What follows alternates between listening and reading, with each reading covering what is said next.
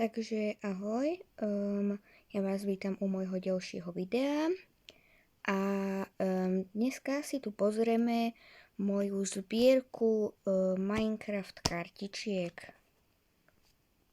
Potom vám ukážem aj taký zošit, čo tu mám, ale najprv tie kartičky. Takže tu mám takéto, ale potom vám ukážem aj tú najvzácnejšiu. Ale toto je také narýchlo, môžete si to kľudne aj stopnúť, ak chcete vidieť podrobnejšie.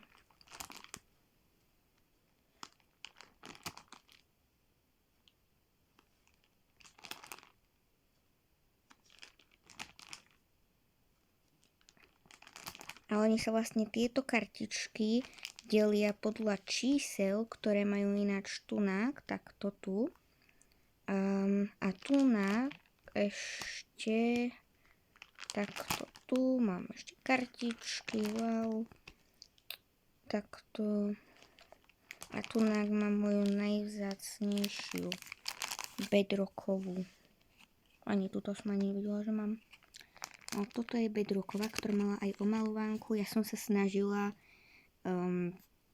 to čo najlepšie vyfarbiť. Viem, nevyzerá to najlepšie. Jak je tunák vidieť, taká machula. Normálne to nie je vidieť, sľubujem. Takže toto tu vrátim, lebo tuto vážne nechcem prísť.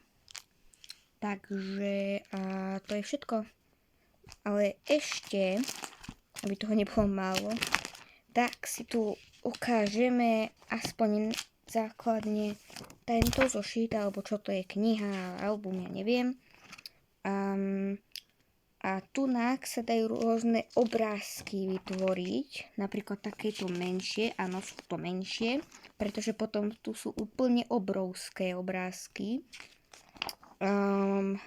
Úplne obrie proste všetko. A tunák je táto moja karta, ale túto nemám a neviem, ako ju získať.